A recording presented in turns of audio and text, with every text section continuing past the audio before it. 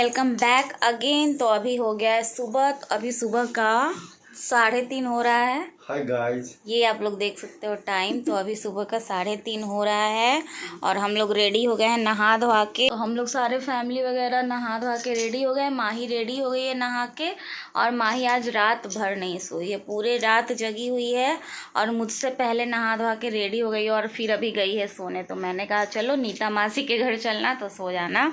और इधर पति देव जी भी दर्शन कर लो आप लोग। पति देव जी का जल्दी नज़र नहीं आते, क्योंकि मुझे अपनी दोस्त के पास छोड़ के खुद अपने दोस्तों के साथ लगे पड़े थे।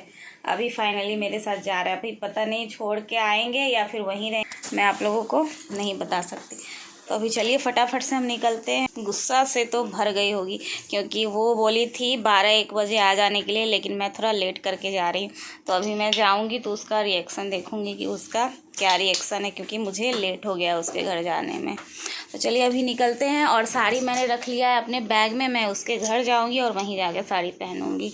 और बाकी के जो मेकअप वगैरह थे मैंने कर लिए हैं। तो माही सारे पटाखे रेडी कर रही है, जो मैंने आप लोगों को दिखाया था दिवाली का पटाखा। तो अभी हम लोगों ने ले लिया है उसे, और माही जाएगी तो वहाँ फोड़ेगी। और यहाँ पे माही के पापा सुबह सुबह तो पहला पूजा घर में, बाकी पूजा बाद में। सबसे पहला पूजा जो है हमें घर में करना चाहिए।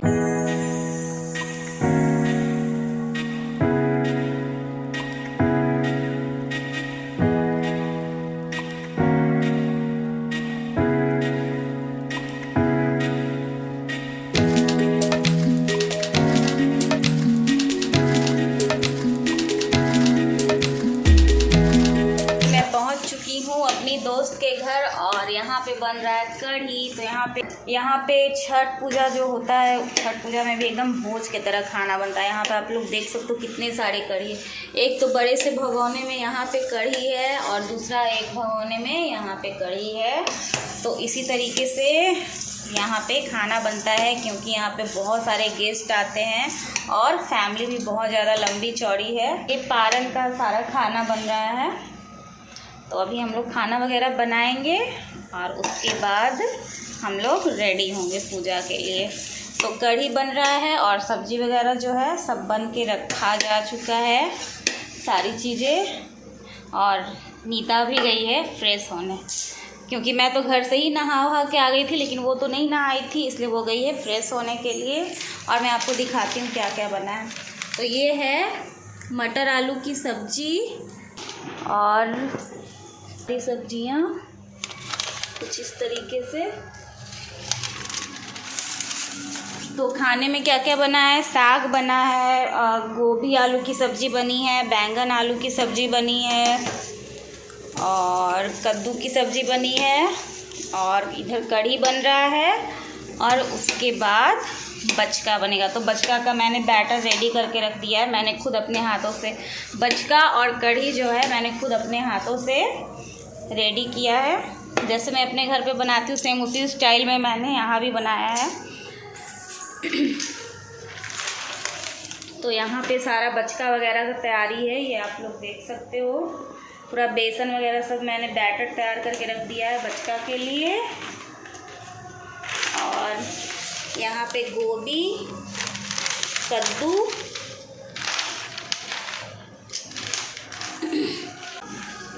तो चलिए अभी फटाफट से हम कढ़ी बनाते हैं और हम रेडी होते हैं और फिर आपसे मिलते हैं। आप तो एकदम नंगे बदन, उसमें नहाना है क्या आपको? ओह अच्छा, हाँ हाँ।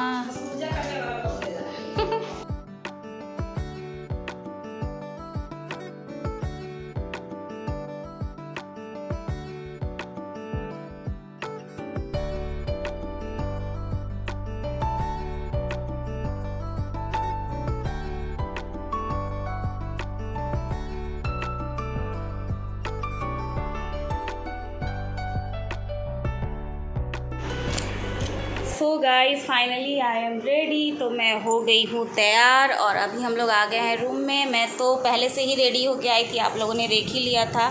मेकअप वगैरह मैंने सब कुछ घर से ही करके आया था, बस मैं यहाँ की क्या की हूँ, साड़ी चेंज की हूँ। तो मैं रेडी हूँ और यहाँ मेरी दोस्त रेडी हो रही है।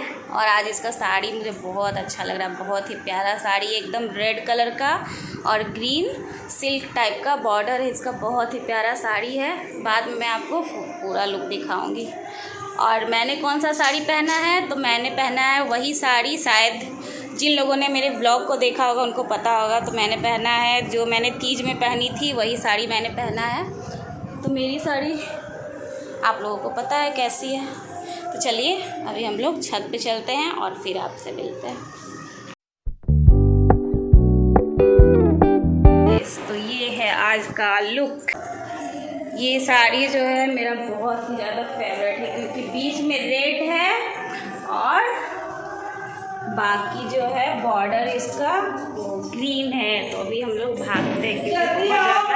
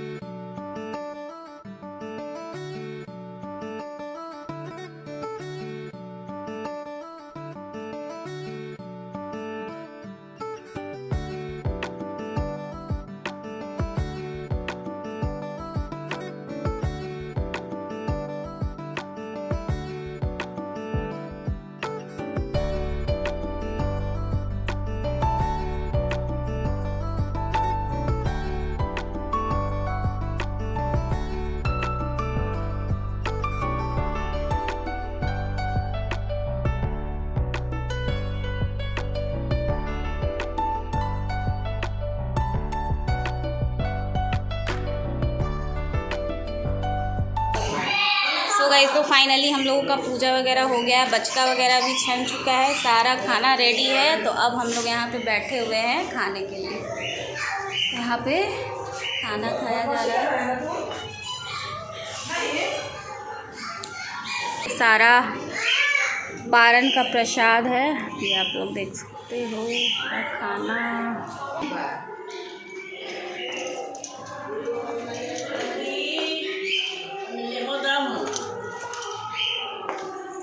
बाय कर दीजिए।